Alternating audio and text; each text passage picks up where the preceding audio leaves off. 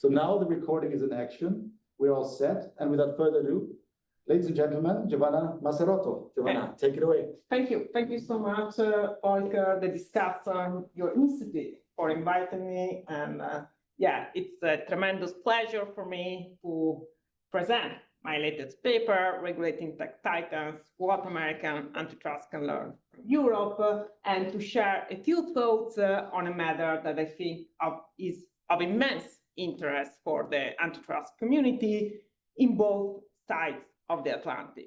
So I'm really super honored to be with all of you today, and I look forward to benefiting from your words of wisdom, insights on this, I think, fascinating, what was a fascinating for me adventure, travel in the European and US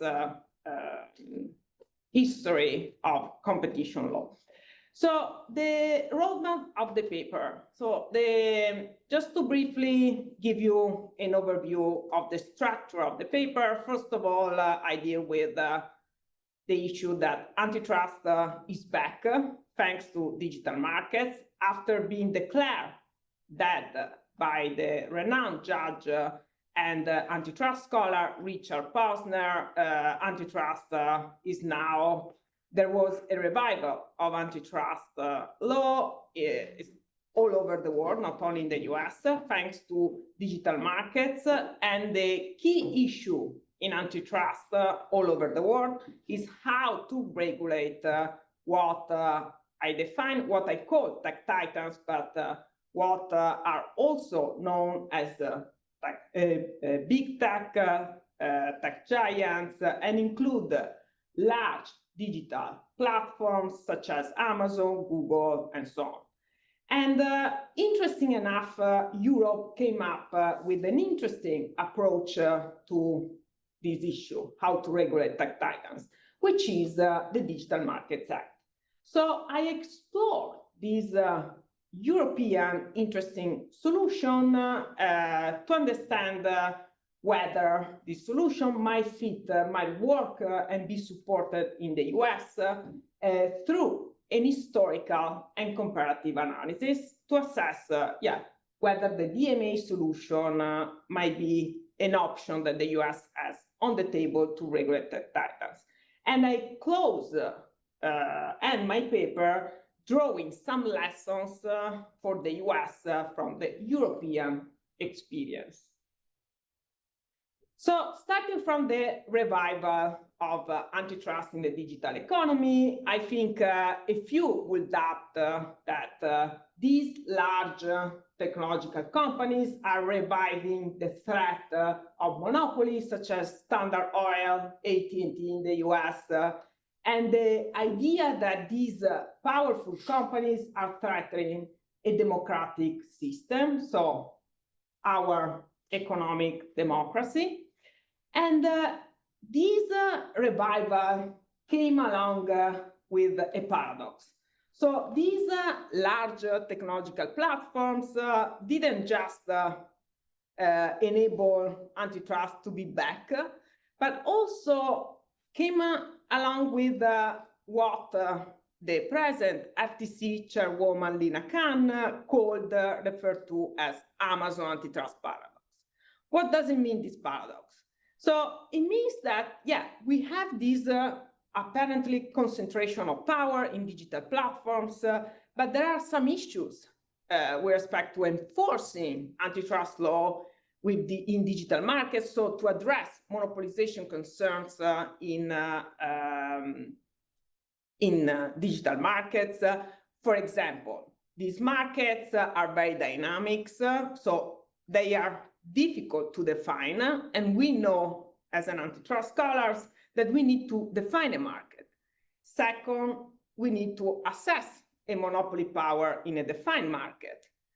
And we need to identify an anti-competitive conduct. But most of the time, in a sense, these markets are characterized by the so-called network effects that typically lead to a concentration of power without necessarily requiring an anti-competitive conduct. And the other element that is required, in particular in the US, is the consumer harm. So most of time, many times, I would say these companies, Amazon, Google, and so on, they provide products free of charge or increasingly high technological products. So it's hard to identify a consumer harm. So the dynamics of these digital markets are making the enforcement of traditional ex post antitrust law challenging.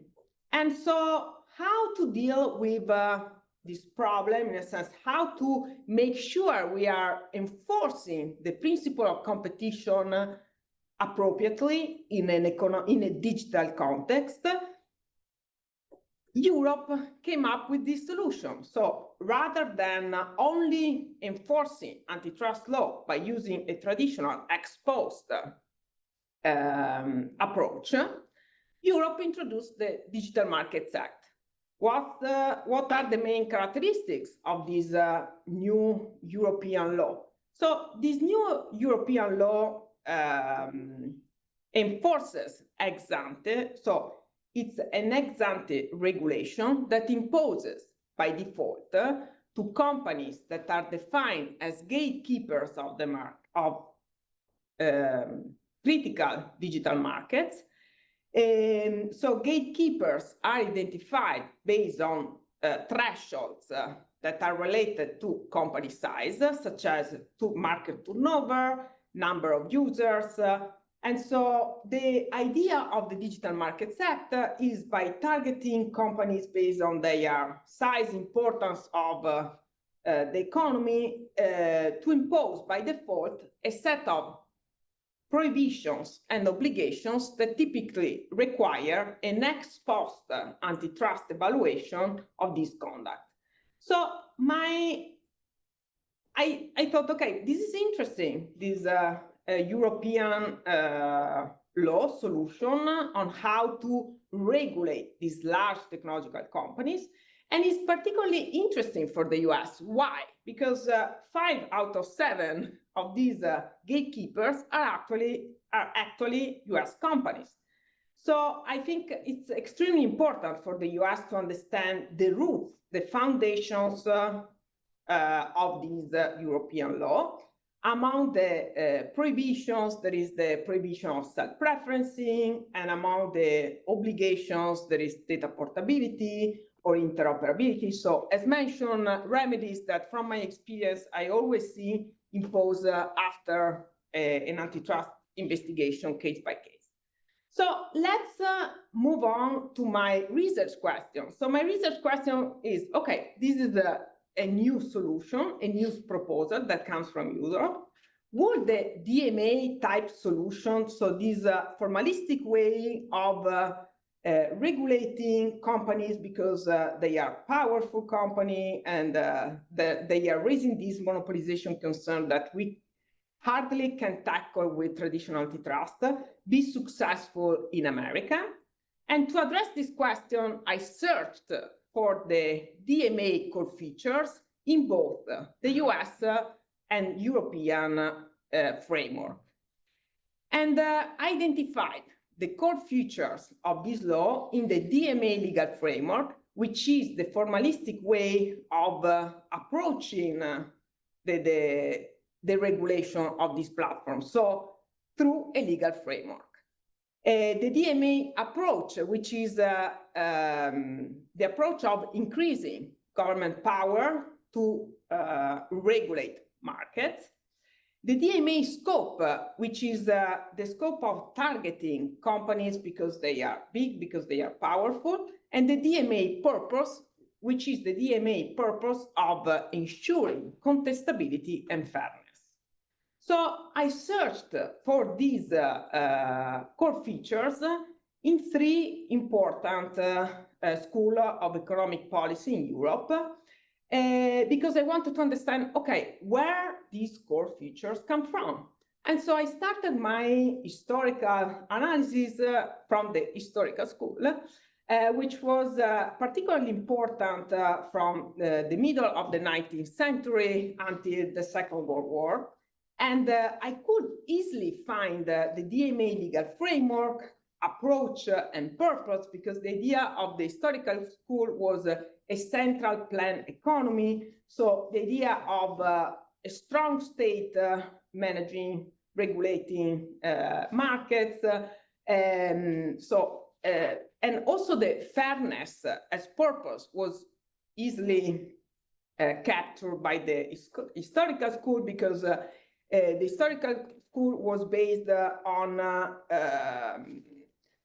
religious, in a sense, was driven also by religion and ethical purposes. So, but I couldn't find the competition, the contestability, so the other core feature of the DMA.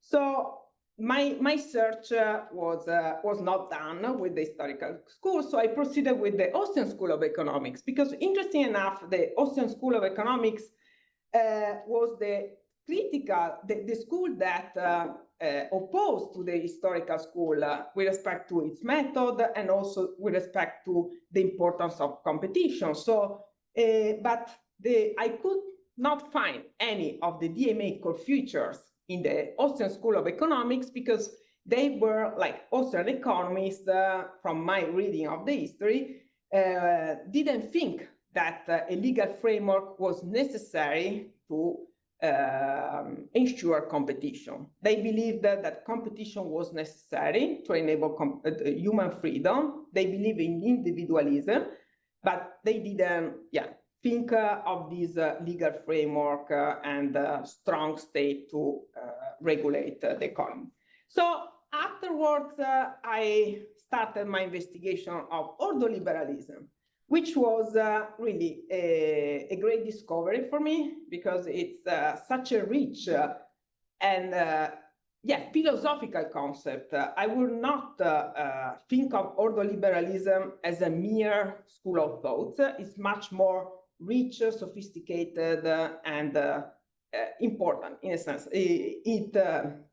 And here I found all the DMA core features.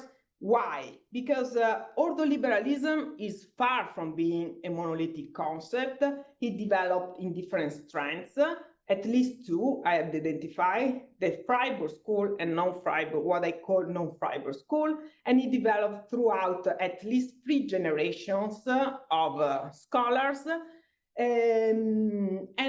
Although all, I would say, core features in a way or another could be found in these trends, I identified in particular the DMA legal framework and approach in the Freiburg school, so that this strand of ordoliberalism emphasized the idea of having an economic order and competition as a necessary component to ensure this economic order, and the idea of having a legal framework to make sure that we ensure the so-called rules of the game.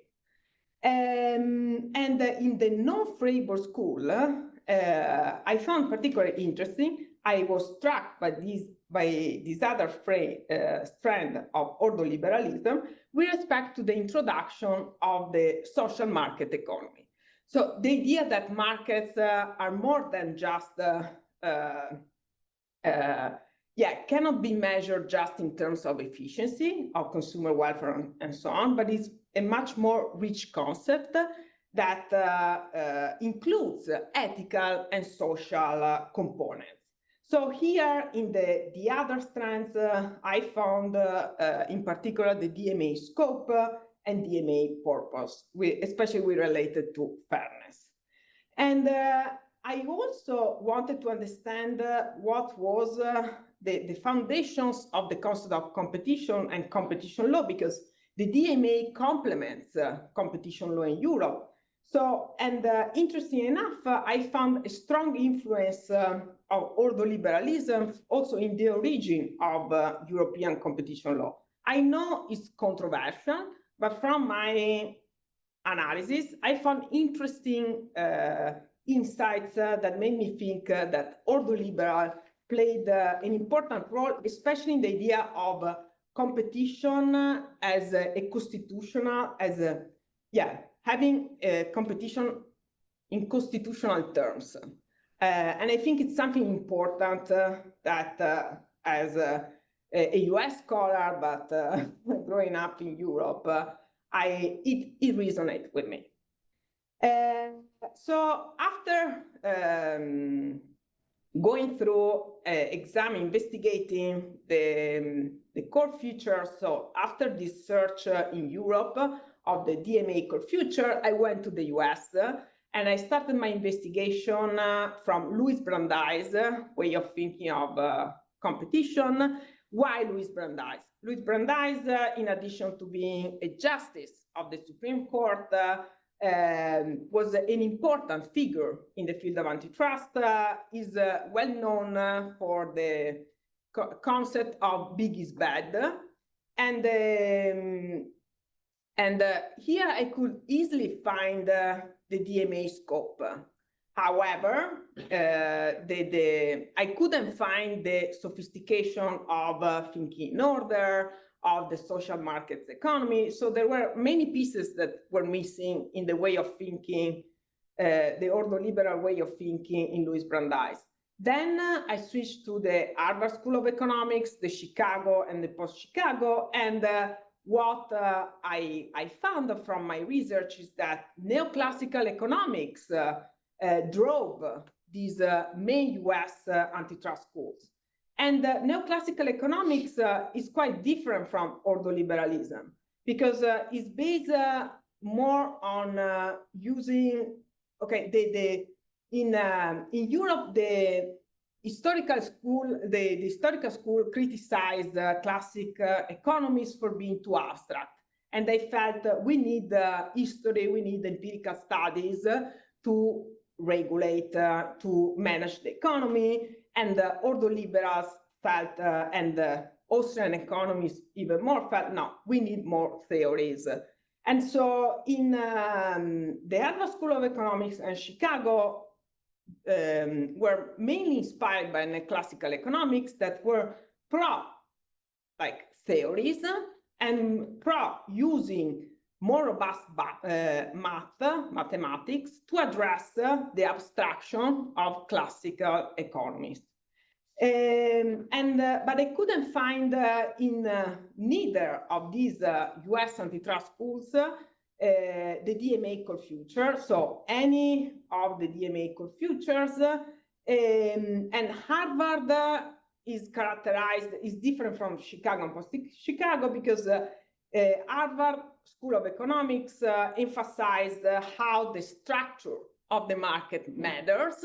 So the way to assess competition is by computing the number of companies in a defined market. So no DMA core futures because there is no the idea of using a formalistic approach, a legal framework. There is no the idea of a social market economy, in a sense, the idea of markets that are based more than, that can be assessed from a social ethical perspective. And the same for Chicago and post-Chicago, because these other two US antitrust schools are driven by neoclassical economics. They employ a more rigorous approach to neoclassical economics. And for Chicago in particular, consumer welfare matters. So it's the main standard to assess competition. And they use price as a main tool to assess competition. So these schools seem to me very foreign to an approach or like to principles that I could find in Europe and not in the US. The only, not school, but movement where I saw there was an attempt to I would say, the neo-Brandeis movement is sympathetic to ordoliberal way of thinking and so on, but it lacked of the theoretical foundation framework and legal and economic traditions. So they appreciate the idea, they follow the idea of using a legal framework to enforce competition, but I didn't find, the thinking order, the morphological scheme, so any of the strong theoretical foundation that I could find in Europe in ordoliberalism. So for me, the roots of the way of thinking in order, social market economy made totally sense in Europe, and in the US, it seems from my historical analysis quite different, and a concept that in the end was too foreign for the US.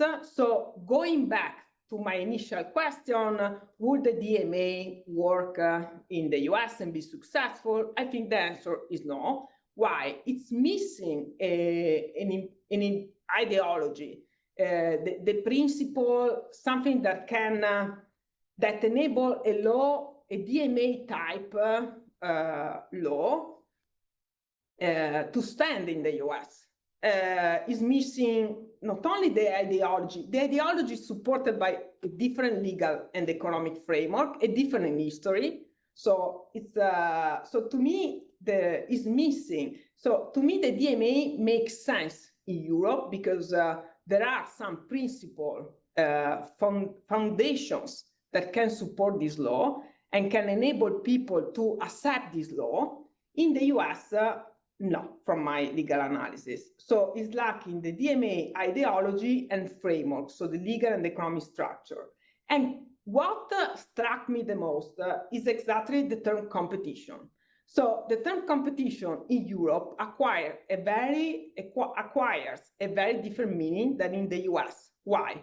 Because I can tell you, I'm not German, but I read Wolfgang and the other main ordoliberal works, and it was fascinating. For me, it was like a travel back to the history, and I felt the struggle of these economists and the passion in saying, competition is necessary for human freedom. For like they went through a history that the US didn't go through. So I think the reason why the word competition enshrines different connotations is due to a different context, different history. So, but the US, despite the diversity in approach and way of thinking of competition, the US can draw important lessons from the European experience, I think, because as Europe has adapted its legal framework to the digital economy and found a solution that might not be perfect, but makes sense with its core values, the US should do the same in a sense to advance its competition law in a way that is consistent with its core values and economic and legal foundations. What I found interesting, and I found something that aligns with the Europe with the US, is the idea that competition is equal to economic freedom. Because also in the US, I found the same meaning reading the Sherman Act works and what Senator Sherman said. So also in the US, competition had a quasi-constitutional principle because it's rooted on the same foundation. So I found something that we both share and can help the US in reforming its antitrust law in a way, so in following the European assess the quasi-constitutional principle in enforcing competition. And in other part of my scholarship, I suggest that the way for the US to advance its antitrust law in the digital economy, it can be by updating its economical analytical tools, by using computer science, in a sense, by using algorithms as a new lens for interpreting competition in a computer realm. economy. That said, I think I spoke too much. Thank you so much for your attention, and I very much look forward to the insightful comments, feedback of the two really estimate commentators and people from the audience. Of course, I'm more than happy and glad to receive your words of wisdom. Thank you. Thank you so much, Giovanna. Excellent, fascinating talk. And yeah, I mean, we go, as you already said, to our first discussant, Wolfgang Kerber. Wolfgang, please unmute yourself. Go ahead. Floor is yours. 10, 12 minutes would be perfect. Many thanks, Giovanna. It was a great paper and it's a great presentation.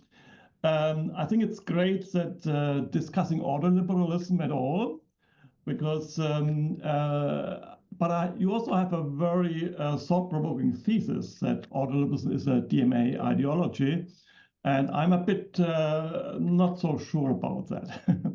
Okay, my perspective is really from competition policy. So I will really only talk about competition policy.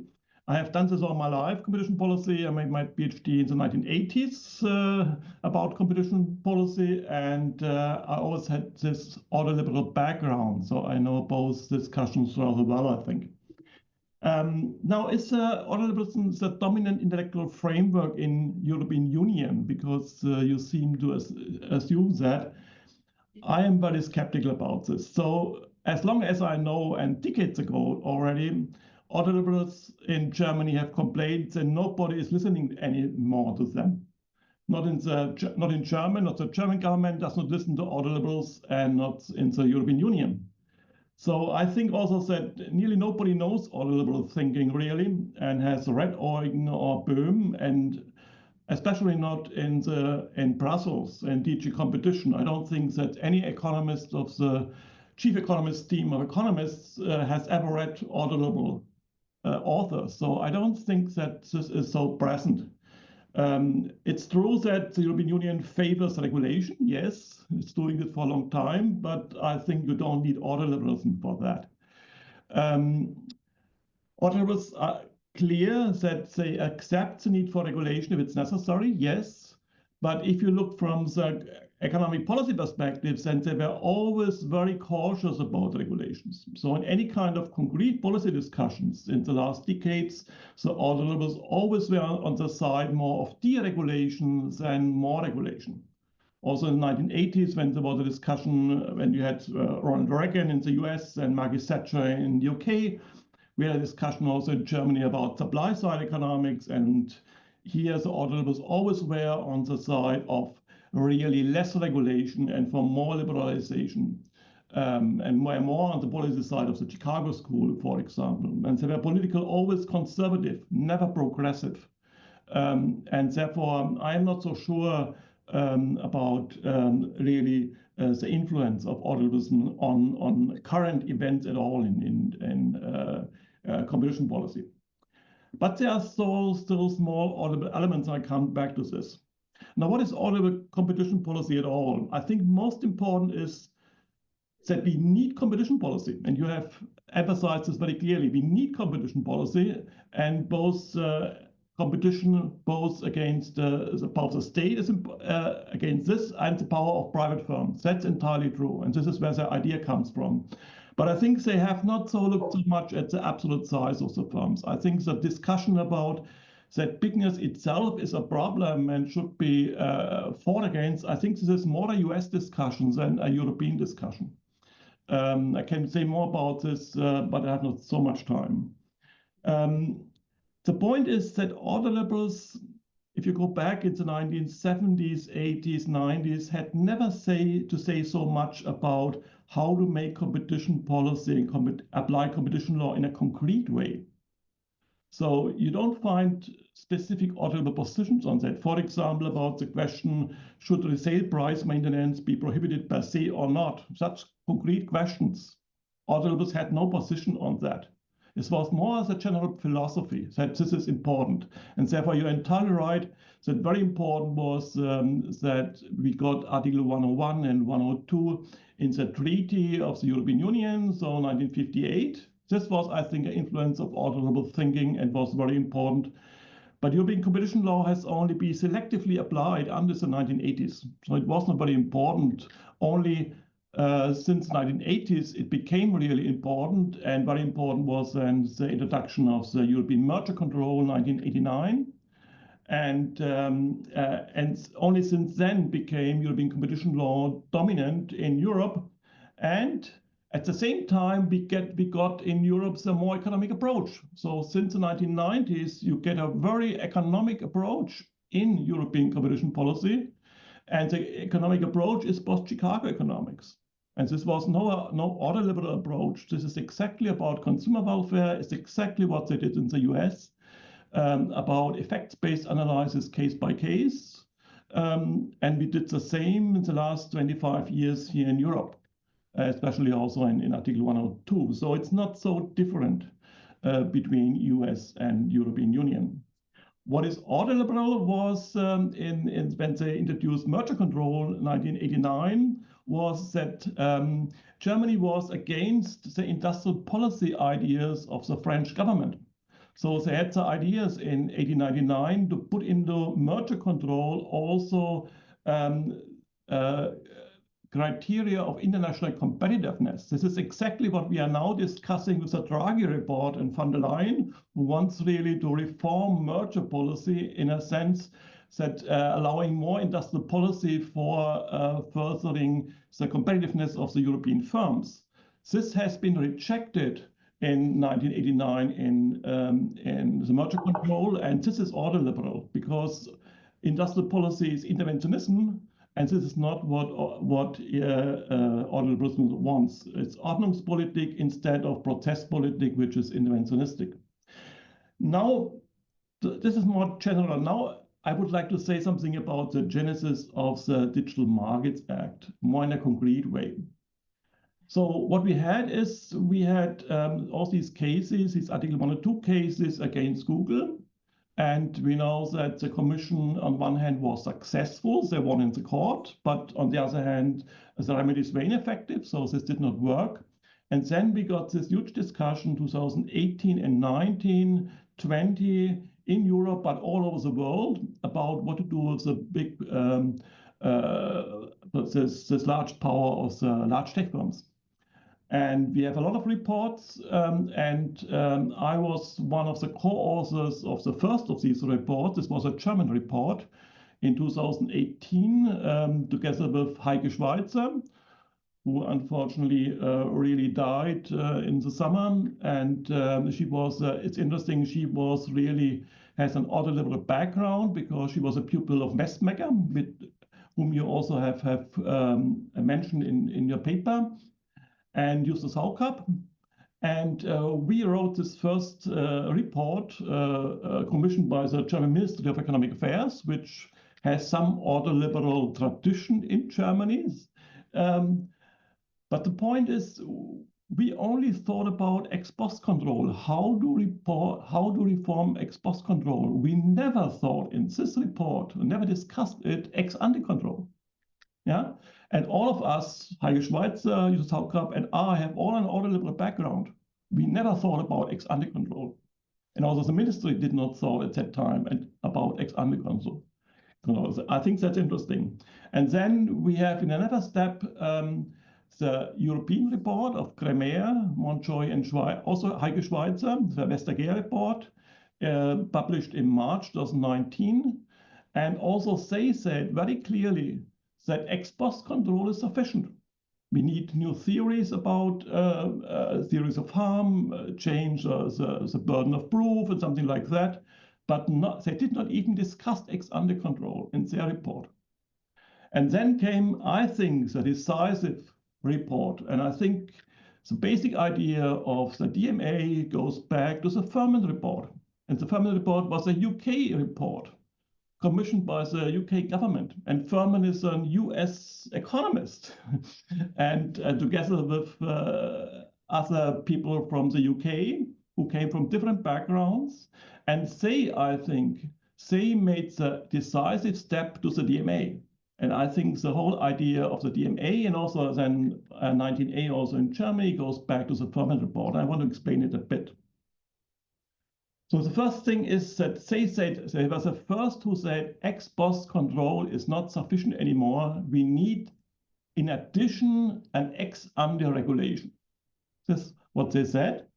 And also the new agency, this was the Digital Markets Unit. And they made a very concrete proposal. And they broke with a lot of really categories and principles of traditional European competition law. And this is what you find also in the DMA. The first one is that they were the first to look at the entire firm. So they looked at, they introduced this category firm with strategic market status. And the firm with strategic market status, they looked at the entire Google firm and the entire Amazon firm. They did not look anymore on specific markets. This was very important. Secondly, they said, okay, if this is a firm with strategic market status, then they should have a code of conduct. And this was exactly for the behavior. And this is exactly such a set of ex ante rules for behavior for these platforms. This was their proposal. It comes from the Furman report. A code of conduct, they call it. And they were also the first ones in the whole discussion who introduced the term fair, so fairness. Fairness was in European competition law never part of the law, not of competition law. You find this in consumer law, but not in competition law. In competition law, we always talked only about abusive behavior and not about fair behavior. And the Furman report was the first one who really brought in the term fairness here in this discussion.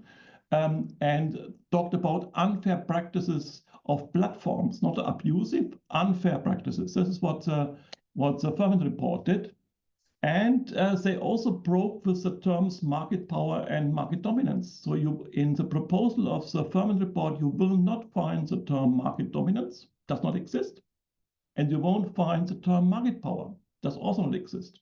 This is exactly what we also find then in the DMA. And they also introduced this two-step procedure. Two-step procedure first to designate a firm as a firm of strategic market status. And after the designation, in their proposals, then you can make this code of conduct prohibit certain kind of behavior. So I think the basic design of the DMA stems directly from the Furman proposal of the Furman report. So, and I think this is, and this was a revolution in competition law. It broke with basic principles of traditional European competition law and German competition law, and this is a revolution. This has been also done then in Germany with the 19A. And the Commission did not want to make an ex ante regulation.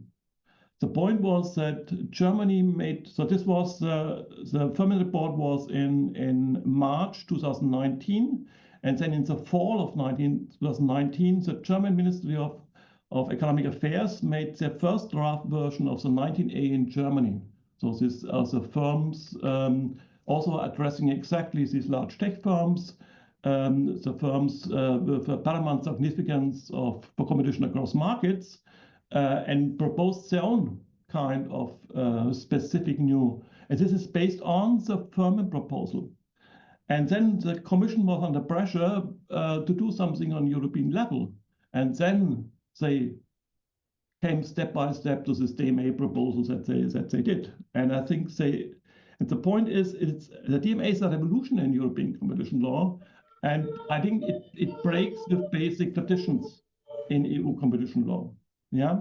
So in that aspect, I do not think that the DMA comes from an ordoliberal background. I think it comes from Furman and from Furman report. And I know that many ordoliberals and competition lawyers in Germany, for example, also Heike Schweizer and others, were skeptical about this, did not like it, but have accepted it because traditional ex post control did not work anymore. And so we needed something else. So I think it's a compromise and nothing more. And I don't think that you can say that other point is about your points with DMA and whether it's ordoliberal. I think fairness, in the sense it is now used, is not part of the ordoliberal tradition. I don't see this. Also don't see that the competition term competition in European or German competition law has an ethical dimension. I don't think so. It is, and it's also not that ordoliberals general would favor ex ante intervention. This is not true. Yeah, so the other point is about formalism. I entirely agree. The DMA is something special because they make these per se prohibitions of certain kind of behavior. Yeah, but for me, this comes to some extent from the US in a different way, because in the US you have this very long discussion about per se rules versus rule of reason. And so in that respect, and this is it's a 100 years old discussion in the US, this discussion whether we should have more per se rules or rule of reason. And behind this is also an economic concept then about the question, what is better? And this goes back to the rules versus standard discussion in the US in law and economics with the two types of error, type 1 error, type 2 error. And this is an economic concept. So I have written one article about DMA, and this was exactly about analyzing the DMA from such a rules versus standard perspective. And this is an entirely economic analysis. And from that perspective, you can, under certain circumstances, also really justify per se rules. That's not a problem from an economic perspective. From that perspective, I'm a bit skeptical about your thesis. Interestingly enough, and this would be my last remarks, there are ordoliberal elements in the current discussion in European competition law, yes, but not in the DMA. I think where this comes up right now is in the draft guidelines about Article 102. They are now reforming the guidelines of Article 102. The old guidelines were very economic. And exactly the consumer welfare standards are established in the old guidelines, and they are changing this right now. And this is interesting. And one concept gets more really emphasis, and this is the old concept of competition on the merits. And I think this concept, competition on the merits, which might be very close to what you mentioned, Leistungswettbewerb, yeah, this is something which has more connections to ordoliberal thinking. And the question now is, what competition on the merits, how this should be interpreted? Do you want to interpret it also as what is your idea, as an ethical concept? And I think so far this has not been done. Yeah, competition on the merits is a concept also in the jurisprudence of the European Court of Justice, a very established concept, and they have not interpreted it ethical. Yeah, but we are getting right now a discussion whether it should be perhaps interpreted also in such a direction. But I think at that point there might come in a bit more ordoliberal ideas, perhaps in the way how you are describing it. But this is still also an absolute minority position of those people who want to do this. So one of those who goes in this direction is a bit is Ulbricht Potzum and his ideas. So this would be my last remark. So many thanks. It was a great paper, and I've thought a lot about it. So it was a pleasure discussing it. Thank you so much. Thank you so much, Wolfgang. Thank you. Thank you. Food for thought, of course. Yeah, of course. Thank you so much for your thoughtful comments, great remarks. It's really rewarding for a scholar like me that is starting this immersion on this ordoliberal way of thinking philosophy, to know the perspective of such an expert like you are. And I think I fully understand your skepticism about the ordoliberal influence with respect to the DMA and competition law. I went through many scholars that were sharing your thoughts. But at the same time, for me, I was struck by the idea of competition that I find in Europe and how diverse is the same idea in the US. And I think the philosophical way of thinking on competition is the first like difference in a sense. And the ethical component of competition that I found in Europe was mainly linked to the idea of the social market economy that was developed by the non-Freiburg school strand. So, and to me, that was giving me an insight about, okay, where I can find the fairness, the ethical, more moral way of thinking of the term competition. I agree that I could find less that component in the Freiburg school, but the Freiburg school for me was interesting also for the way of approaching economic power, because I read from the history of these great scholars, these great economists and lawyers. They are concerned about economic power and the idea of, okay, we should have a legal framework beyond everything to make sure that we have a deconcentration of power. And so I could find a per se, I'm not, in a sense, this is my reading from my analysis, a per se approach against like concentration of power that I felt was driven by the history that we had in Europe, and it's very different from the US. So I totally understood why competition was so important to achieve a constitutional dimension and to achieve an importance that was, constitutional principle of competition, because it was really the way for these philosopher, economists, lawyers to give a meaning of economic freedom. So this is why, to me, when I'm in the US and I deal with competition and I see the influence of neoclassical economics, I see more a reasoning in terms of efficiency, in terms of, okay, is efficient, that doesn't go beyond that consumer welfare standard or other economic assessment. And to me here, the meaning is much more rich due to the history and due to the fascinating evolution also that this concept had throughout different generations. And I agree, in a sense, I couldn't find completely all these principles in just a strand, but I had to study all these different strands to understand and to find the roots.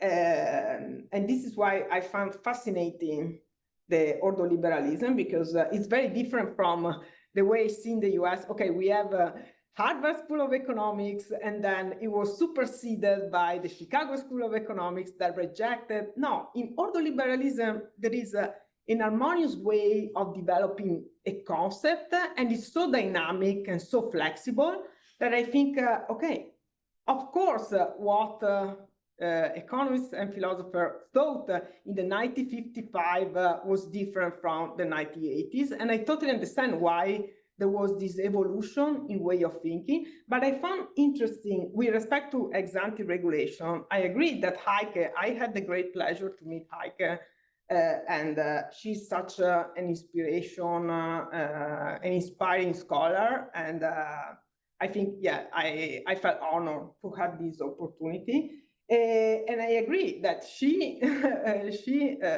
would not think that DMA is, we can find the principle of the DMA in ordoliberalism, but the ordoliberalism that I have in mind is not the current one, is the oldest one, the one that I saw motivated also the social market economy and the fight against the colossal, how Ropke described. So I agree that is different, And the way of thinking in terms of economic order at that time, they couldn't think of the Amazon, Google of today. And I found fascinating the reasoning about oligopolies. Ordoliberals, according to what I studied at that time in the 30s, 40s, and 50s, they believed, at least, in regulating monopolies heavily, because in that way you can deter oligopolies to become a monopoly. So I found these insights in some readings, ordoliberal readings, that made me think, okay, maybe they were ex ante a regulation by default, but they were pro a regulation to disincentivize the creation of monopoly powers, because they were traumatized by this centralization of power. So I completely understand why they wanted to have a decentralization and to deter companies from becoming a monopoly. And they were against patents. So this is why I feel, okay, it's different from the concept of competition that I find in the US, where like a monopoly needs to engage in anti-competitive conduct to be prosecuted. So to me, there are like forces that at that time, in that particular time of the history, motivated this concept of competition as a decentralized economy to ensure human freedom that was rooted in a history and the legal also framework. In a sense, Europe, to me, is mainly based on a civil law system. The US is a common law system. And the way of running the economy in Europe and the US is very different. And I think the ideology stems from different histories. And this is why I felt interesting to engage in this historical comparative analysis. And yeah, my hope is to create a kind of bridge between the two jurisdictions and to enable both of them to appreciate different core values that stem from different foundations. So yeah, I don't want to take too much time. Yeah, these were my main response to your very thoughtful and insightful comments. Thank you. Thank you so much, Giovanna. I mean, now I think it's a good time also because I think you ended a bit on the historical traditions, and I think Stefan is an expert on this. So Stefan, the floor is yours. Share with us your comments. So first of all, Giovanna, thank you for writing a paper which cares about German economic thought more than Germans do, and thank you for caring about history economic thought at all, which also nobody does anymore today. So this is important. Thank you for a very rich paper. One of the very few flaws is that there are too much Stefan Kolev quotes in the paper, but otherwise it's an amazing story. So Wolfgang is a theorist of economic policy. I'm a historian of economic policy. So join your historical tour in the paper and comment on the various parts. Before I start doing that, two preliminary brief remarks. First of all, the word ideology. I care about the word very much, and I'm writing a piece currently which believes that we need more ideology, even though in German the word is even more ugly than in most other languages. I think we should be careful about the word. It means very different things in different languages. And I think for the purpose of the paper, you can just substitute it with set of ideas or something more neutral, because otherwise I think it implies, at least to some readers, something weird, spooky, or something like that. I think we can do away with that. The second thing is you started by saying and by writing that antitrust is back. And I agree with that. I'm just not so happy as a liberal whether I should be happy about that, because there is something very German about the debate in the US today. And I say that as a non-German, which means that even though we have not understood digitalization, we should order it, right? So we should set up rules, even though we don't quite know what we regulate. And the whole European regulation scheme, which includes, as you know, many more acts than just the PMA, strikes me every now and then as very activistic, as very sketchy, as very non-systematic. And if you talk to people in the Ministry, not of Economic Affairs, but of Digitalization and Transportation here in Berlin, they say Brussels keep producing one act after the other. Nobody really understands how those acts interact with each other, but even fewer people understand how those acts interact with digitalization itself, which is something so little understood by anybody. Perhaps you as a computer science expert are better than the usual economists. So that I just wanted to put as an introduction. Now about the history of the paper, or the history in the paper. Let me start with the historical school.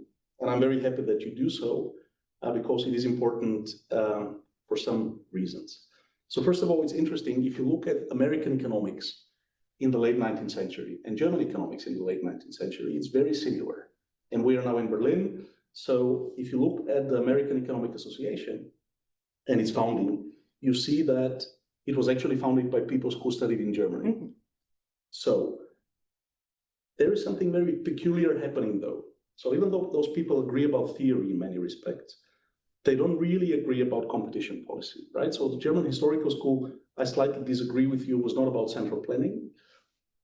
Those people were not free marketeers, but friends of the market economy. They were just worried to what extent would the market economy in the transformation period at the time actually create problems for society. So how does a hyper-dynamic economy like the one back then, how should that be basically embedded in a society so that the political system of the late 19th and early 20th century don't bust? But they were friends of the free market. They were just worried to what extent can the citizen, the worker, understand those dynamics and accept them. Now, but when it comes to antitrust, they were very different. In the US, of course, you had the Sherman Act and all that. In Germany, in contrast, you had legislation which actually said cartels should be made mandatory. Does it matter? I'm not so sure. Does the difference matter? I'm not so sure about that. And the big difference, and this is something which I would really suggest about the paper, history of economic thought, I believe, should always be read, especially when it comes to policy, parallel to economic history. And the US and Europe at the time were very different. In the US, you had a catching up economy, which was catching up with Britain and the rest of the world, which was very, at least in comparative terms, very isolated and very surrounded by quite a bit of protectionism. Europe, in contrast, including Germany, was basically about free markets. And I think about open markets internationally. And this is a very important point when we now come to the ordoliberals. The big question, I think, which has to be addressed and has to be put at the center of not just the paper, but this whole debate is, are open markets a necessary condition for a well-functioning competitive economy, or are they also a sufficient condition? So is it enough to have open and by that contestable markets? So we shouldn't care about competition policy. That's basically the idea of the Austrian school, even though we can say quite a bit about the details there, but it's not too important. Or is the open and contested market a necessary but not a sufficient condition? And here you get the ordoliberals. They say we need open markets, we need contestable markets, but even when markets are open, like in the late 19th and early 20th century in Europe, but not in the 1930s and 40s in Europe. So the global market fell apart after World War I. Then, so open markets are a necessary condition, but they're not a sufficient condition. Now, coming to ordoliberalism. Ordoliberalism comes from the historical school to a very significant extent. The people you described in the paper were kids of the historical school. But first of all, they broke with this tradition of antitrust of the historical school, so they had the quite opposite point. Most importantly, we should understand that they were theorizing their own time. What was their own time? You had the least integrated, the least open markets of all times in modernity. So the world market had fallen apart, Europe had fallen apart, and then because of the war, even Germany was actually a set of regions which was increasingly disconnected because transportation and everything else fell apart. In that context, and this was the context which they were theorizing, you need heavy antitrust because markets are not open. So whenever somebody behaves in an anti-competitive way, nobody can come from the outside and contest. And so this is really important. And we should discuss in the end whether that applies to the digital world, yes or no, right? So is their world, which they theorized, comparable to the one today? And I think this is the most important conceptual question which has to be raised. If we say yes, then we can say ordoliberalism can tell us quite a bit about the digital world. If we say no, because the digital markets are contestable, then we would basically say, well, then it's enough because they are contestable, right? So the question is, are markets open, yes or no? And is this sufficient or no? Okay, we can discuss that, and I will come to that in a second. Now, what you describe in the paper as the non-Freiburg school are basically people who came into the policy debate later in the sense that they could shape the 1950s and the formation of the European Economic Community. But then again, it's important to understand that already in the 1950s, you had a world economy which was opening up. So you have more and more open markets. So antitrust, in that reasoning, which I tried to say, actually matters less and less, right? So the more markets are, the more open markets are, more contestable they are, the more you have competition coming automatically, so you don't need to enforce competition by a legal framework, by the GATT. And then, of course, by creating the European Economic Community, just by its own creation, not by competition policy, but by the existence of that big integrated market, the relevance of antitrust, at least seen from this perspective, which I try to outline, fell, right? Because you don't have the isolated markets where you have to be heavy-handed and push people because they are anti-competitive. If they're anti-competitive, they will be punished automatically.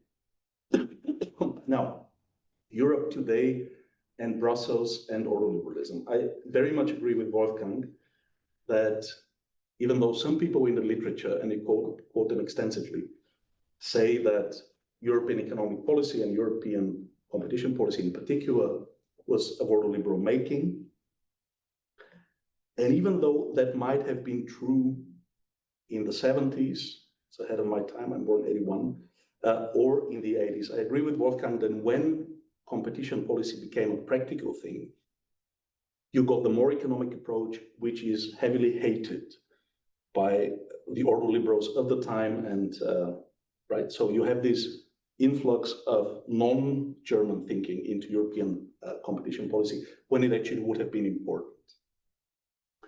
Now, some critical, more conceptual questions. What would an ordoliberal DMA be? I think, first of all, we have to clarify one thing, which is what is power, right? So the ordoliberals did not care about economic power in the way we conceptualize it today as economists. What ordoliberals cared about is power in the economy combined with the state. Because if you have power in the economy, if you have powerful players, they can capture the state. And then you have an entangled circle of power by which we get the real problem. So the problem is not pricing because of some economic power of monopolies, but really the power, and this is Berlin in the 1920s, rent-seeking groups and monopolies and cartels grabbing and capturing the state. Now, is the comeback of antitrust as we have it today helpful or not helpful for this understanding of power? I'm skeptical that it's helpful because you have very strong regulatory agents with lots of state power, and you have big tech with lots of money. And big tech should be regulated by those regulators, so by the state. And as we know from the US, but also from Brussels, the link between those two, so the lobbyists and the regulator and the money flowing back and forth and the conversations are very heavy. So I think with the big comeback of antitrust, with giving power to authorities in DC or in Brussels, we make the question about ordoliberal power and the difficulty of getting this type of power managed actually more difficult, because they never had the idea that regulators are benevolent or that regulators will be necessarily neutral. Instead, they thought regulators are always potentially capturable. And so whenever we give lots of power to regulators, this is a problem. Now, this is my final point. How can we handle that? We can only handle that, and this would be the ordoliberal reply to having a regulator, and somebody has to be regulated because we believe it has to be done. The only way we can do that is by having lots of rules and little discretion to the regulator. So the question is, given what I said in the beginning, we do not quite understand digitalization, but we need to regulate it. How do we regulate it so that those people in Brussels or in DC do not have discretionary power? Because if they do, there will be interesting objects of capture for Facebook or Meta today and Google and all of those. So the big question is, first of all, are digital markets open and contestable? If yes, it's an open question to what extent we need competition policy at all. But if we do, if we say that we do need it, how do we make it as rule-based as possible and as little discretionary as possible, so that those whom we trust, that they will regulate this industry in whatever exact way, do it without corruption or without, we can call it less problematic perhaps, but it's even more problematic, even if it's not corruption. How do we produce a system where the power entanglement between the private and the public sector is handled in an elegant way? And the only elegant way which they would propose, in terms of what you just discussed with Wolfgang, is per se rules, as many of them as possible, as opposed to discretion, calculating some consumer welfare and whatnot, because then you really produce the most toxic type of power, which is the entangled power between regulator and big tech. And I think we're getting there in Brussels, but what I read about the US, also in the US, it's well meant to have antitrust, I get that, but I think having antitrust which does not work by rules, but with lots of discretion in the hands of the regulators, can get us the very opposite of what the New Brandeisians and many other well-meaning people mean to bring about. Thank you. Thank you very much. Thank you. Wow. Yeah. Thought-provoking. Thank you so much. I feel so enriched after these thoughtful comments and so much full of thoughts. Yeah, I agree with you. Digital markets are complex, so we don't even know so well how they work. Can we enforce antitrust strictly? But I think antitrust is a much better option than sector-specific regulation, for example, because I wrote a book on consent decrees and how we can use agreements between companies and the government to find the best pro-competitive remedies with insights from the same companies that created the markets on which they are investigated. So I feel there are in antitrust tools we can use to find a way to flexibly regulate these markets, because these remedies usually last for a period of time. They are under control, since there is a government oversight, and we can change these remedies if they become ineffective. So I think antitrust can give the response to these dynamisms and the complexity, because we can glean insights from the same companies that, they develop this fast-moving technological market. So we can find, and I think companies are pleased to find a nice compromise, a nice way to enter this market, because they want to increase their reputation in markets. They don't want to be labeled as companies that are, monopolizing markets. And this has been the approach that I've seen in the US with Microsoft, AT&T, the most important antitrust cases, that and antitrust. In other part of my scholarship, in other articles, I write how antitrust can be the ideal tool to regulate fast-moving technological markets through these tailored remedies that are limited in time and under the scrutiny. So thank you for this comment. I fully agree with you. But yeah, the reason why I felt the DMA, this ex ante solution, is that in this paper, I'm not investigating the merit of the DMA. I'm just trying to find the roots of the principle. So whether this law, why this law was introduced in Europe, and if I can find some foundations in the history of Europe. And I was able through my analysis to find these roots, but like in another paper, I'm exploring whether the DMA is a good solution. So, and I'm skeptical like you, and also Wolfgang, on the benefit of using the DMA, and I will be pleased to share that other paper You come back and present. I come back to present the other we have paper. two discussions already. I'm really impressed by the thoughtful, how profound are your comments. So really, meaning of competition. Yeah, in a sense, the main goal of the paper is really to show how different is the way of thinking of competition. And something that I found interesting, and you are definitely more expert than me, is why the Austrian economists got much more success in the US than in Europe, for example. And I felt, this individualism, this decentralized economy, and to me, this less formalistic way of thinking of Austrian economics found more like fertile ground in the US. And I don't know if it is due for less formalism, less formalism in thinking about and philosophical way of thinking about the economy. I love your comments about contestability, ordoliberal are pro contestability. I fully agree, and it's something that resonates on me because it's a concept that if you ask in the US, they hate contestability.